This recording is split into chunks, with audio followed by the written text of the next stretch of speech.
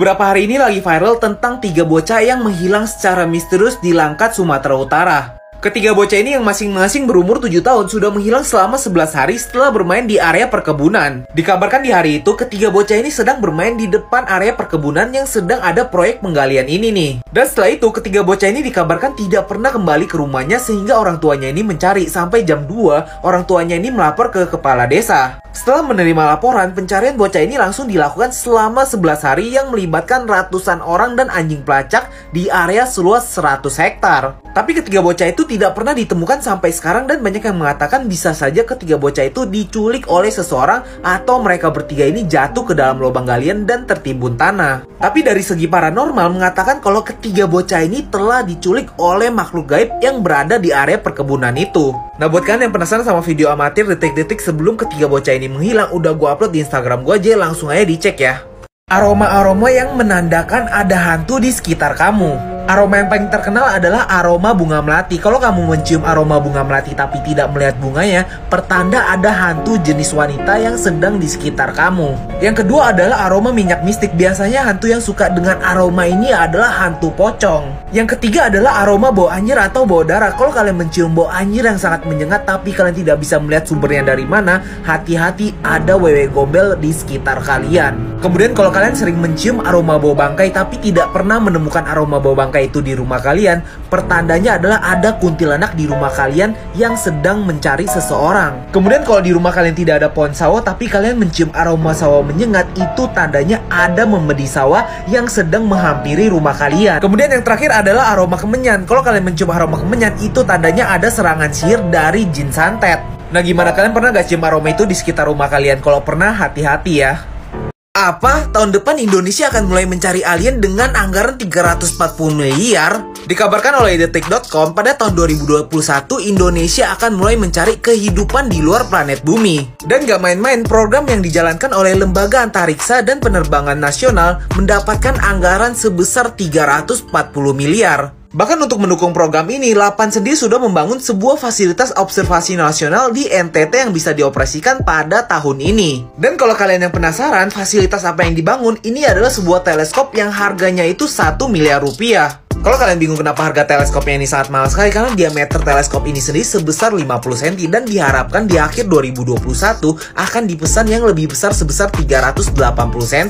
Lapan berharap dari fasilitas yang dimiliki oleh Indonesia sekarang dan akan dimiliki ke depannya, kita bisa menemukan kehidupan di luar bumi. Nah, gimana menurut kalian? Apakah Indonesia akan berhasil menemukan sosok alien atau kehidupan di luar bumi?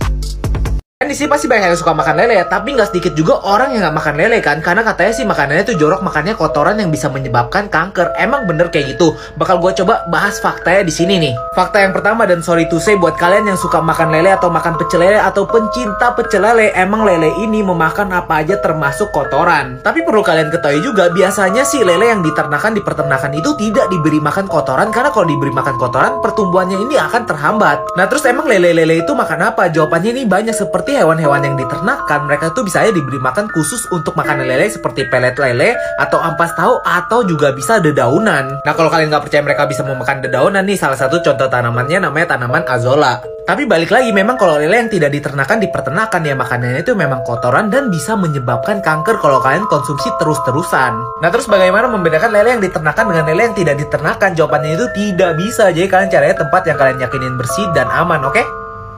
Kisah seorang pria yang sangat menyeramkan di mana tubuhnya ini terjepit di dalam gua selama 28 jam. Kisah ini bermula pada tahun 2009 di mana seorang pria bernama John Edward Jones ini pulang kampung dan ingin merayakan Thanksgiving. Karena ingin nostalgia kehidupan kecilnya, pria itu dan saudaranya dan teman-temannya itu pergi ke satu gua yang namanya itu Nati Pati, yang terkenal banget. Gua ini kecil banget dan sangat licin. Di dalam gua itu spot yang paling terkenal adalah The Bird Canal ini nih, atau yang disebut dengan lobang melahirkan karena saking kecilnya itu loh. Karena penasaran, akhirnya Johnny itu masuk ke dalam kanal itu tapi tidak menyadari kalau tubuhnya itu terlalu besar, dimana tingginya itu sekitar 180-an dan beratnya itu sampai 90 kiloan. Dan akhirnya tubuhnya ini tersangkut di dalam kanal itu dengan posisi kepala masuk duluan dan kemiringan 70 derajat seperti ini nih. Walaupun sudah berusaha ditolong selama 28 jam dengan cara menyuntikkan cairan infus dan penenang melalui kakinya dia, akhirnya John ini meninggal karena gagal jantung dan lemas. Sekarang gua Nati Pati sudah ditutup selamanya karena insiden ini. Nah, buat kalian yang penasaran sama cerita lengkapnya, udah gua upload di YouTube gue yang ini nih, langsung aja dicek linknya di profile gue.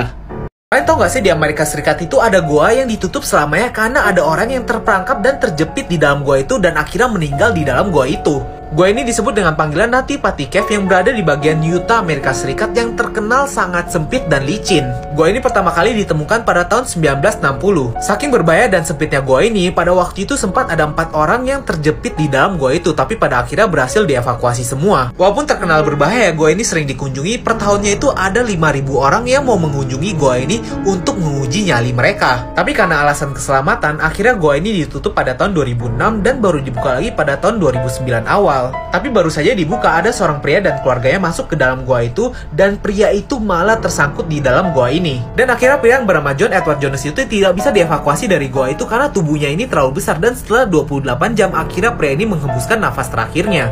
Buat cerita lengkap goa ini dan si John udah gue upload di YouTube gue nih yang satu ini, langsung aja cek linknya ada di profil TikTok gue ya. Buat kalian yang masih penasaran kenapa pria yang bernama John Edward Jones ini yang terperangkap di dalam goa selama 28 jam bisa meninggal, padahal terperangkapnya kayak nggak terlalu lama ya, 28 jam, bakal gue jelasin di sini nih. Jadi pria ini memang terperangkap dalam posisi 70 derajat, bener-bener kepalanya itu masuk duluan seperti gambar ini, jadi 70 derajat turun ke bawah seperti ini nih. Jadi dari posisi yang seperti ini, dokter sudah memperkirakan semua darahnya itu akan mengalir ke bagian dada dan kepalanya itu. Dan kalau tidak diselamatkan dengan waktu yang cepat, darahnya itu akan mengumpul di bagian kepala dan dadanya ini. Waktu itu sebenarnya ada satu pemikiran di mana cara menyelamatkan John ini yaitu mengikatkan tali di kakinya itu, kemudian menariknya menggunakan katrol. Tapi karena tubuhnya ini terlalu besar, akhirnya katrol itu menyebabkan keruntuhan di dalam gua itu. Tapi pada waktu itu untungnya tidak ada yang celaka dari reruntuhan ini. Setelah kejadian itu, benar-benar semuanya udah putus asa, semua berpikir kalau mau mengeluarkan dia itu paling tidak harus mematahkan kakinya, tapi semuanya sudah terlambat. Akhirnya John tidak pernah keluar dari gua itu. Nah, buat cerita lengkapnya udah gue upload di YouTube gue, langsung aja dicek ya. Jangan lupa juga buat subscribe, linknya ada di profil TikTok gue. Thank you. Apa kalau kita bermain handphone di tengah hujan kita bisa kesambar petir?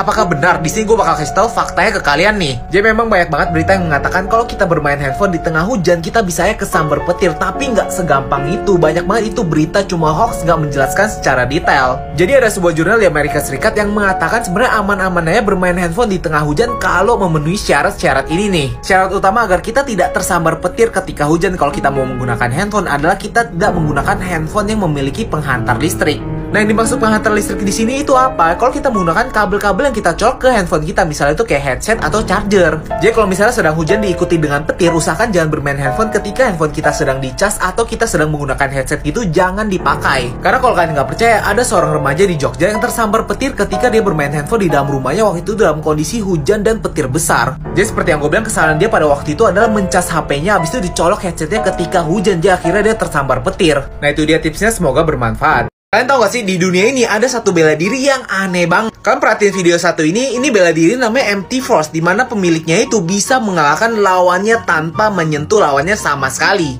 Jadi dipercaya orang yang mempelajari bela diri ini bisa mengendalikan energi dari tubuhnya sendiri dan energi lawannya. Bela diri ini ditemukan di China, di mana para pengikutnya atau murid-murid dari bela diri ini mempercaya ini adalah bela diri tingkat tinggi yang ada di dunia. Bela dirinya seperti yang kalian lihat, tidak butuh kontak fisik sama sekali, tidak butuh memegang lawannya, hanya butuh mengendalikan energi chi dirinya sendiri dan energi chi lawannya itu. Tapi anehnya dari bela diri ini, kalau kita tidak mempercayai energi chi yang kita miliki atau energi chi yang lawan kita miliki, teknik ini sama sekali tidak berfungsi. Nah, video yang kalian lihat ini katanya sih ini orangnya lagi masuk ke seminar Grandmaster ini nih, terus dia nggak percaya sama energi chi dan akhirnya teknik ini tidak berfungsi sama sekali. Gimana menurut kalian bela diri satu ini? Mungkin kalau pakai ini bisa ngalahin Khabib kali ya.